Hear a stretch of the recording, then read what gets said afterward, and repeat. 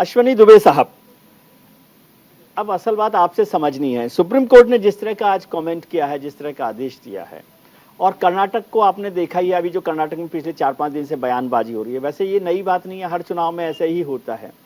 क्या रास्ता आपको दिखता है?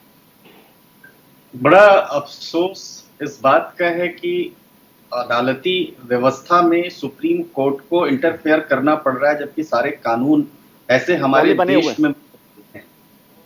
जो कानून ऐसे हेट स्पीच के, ऐसे घृणा करने वाले समुदायों के बीच में वैमनस्य पैदा करने वाले जो विचार हैं अभिव्यक्ति की स्वतंत्रता के नाम पर, उनको रेगुलेट करने के लिए काफी है। लेकिन सरकारें राज्यों की कहीं डिसीजन नहीं लेती हैं, जिसकी वजह से सुप्रीम कोर्ट को आगे आना पड़ा। जी। भारत एक पंथ निरपेक्ष राज्य है, विविधता में एकता सबसे अच्छी विशेषता है, और जिन नेताओं के ऊपर जिम्मेदारी है कि वो सामंजस्य बिगाड़ने के बजाय शांतिपूर्ण सह अस्तित्व की भावना का विकास करेंगे, लेकिन आज चुनाव के समय ऐसे घृणित शब्दों का प्रयोग, और बिना चुनाव के समय जब कभी ऐसे ओकेजन होते हैं धर्मावलंबियों के, उस समय पर इनके एब्यूजिव, इंसल्टिंग, इंटिमिडेटिंग, हैरेसिंग, जो वायलेंस इंसाइट करता है, हेट्रेट करता है, डिस्क्रिमिनेशन ग्रुप्स के अगेंस्ट करता है,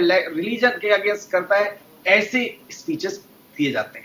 जी। सुप्रीम कोर्ट का ये सिर्फ जजमेंट के रूप में नहीं, बल्कि इन पॉलिटिकल पार्टीज के और जो सरकारें हैं उनके मुंह पर एक तमाचे के रूप में देखा जाना चाहिए। वही 153 मौजूद है, वही 295 मौजूद है, वही धारा 505(1) मौजूद है, जिसके तहत आप कार्यवाही नहीं करते क्योंकि वो आपके एजेंडे को सूट करता है।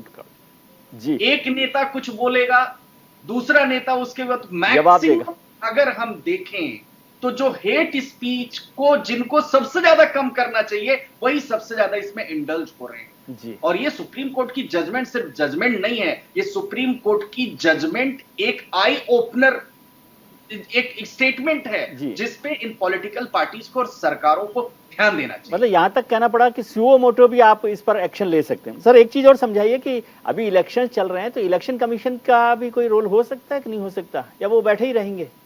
नहीं, इलेक्शन कमीशन भी धारा जो 8 है रिप्रेजेंटेशन ऑफ पीपल एक्ट की, रिप्रेजेंटेशन ऑफ पीपल एक्ट की धारा 8 में साफ तौर पर ऐसे प्रतिबंध हैं। अनुच्छेद 19(2) भारत के संविधान का प्रतिबंध लगाता है, जो वाक और अभिव्यक्ति की स्वतंत्रता की बात करता है, और धारा 8 जो रिप्रेजेंटेशन ऑफ पीपल एक्ट, वो इस तरह के विचारों को नियंत्रित करने की बात करती है। और ऐसे केसेस में जो भी अगर कैंडिडेट स्टेटमेंट दे रहे हैं तो कैंडिडेट के खिलाफ, आप याद करिए पिछली बार इलेक्शन हो रहा था लोकसभा के समय, नेता कहीं कहीं जाकर कुछ दो दिन तक, तीन दिन तक उनको बोलने की आजादी जो है प्रतिबंधित कर जाती थी इलेक्शन कमीशन ऑफ इंडिया के द्वारा या उस स्टेट के इलेक्शन कमीशन के द्वारा। लेकिन सिर्फ इतना ही नहीं, आज अगर सुओ मोटो एक्शन लेने की डायरेक्शन हुई है, इसका मतलब स्टेट्स की जो गवर्न कर रही है लॉ एंड ऑर्डर, उनकी जिम्मेदारी बनती है कि इमीडिएटली वो एफआईआर दर्ज करवाएं। नहीं एफआईआर दर्ज करवाते, इसका मतलब आप रूल ऑफ लॉ की बात ही नहीं कर रहे हैं, फिर आप कानून के शासन की बात नहीं कर रहे, फिर अभी भी आप मास्टर हैं पुलिस एक्ट के और पुलिस के।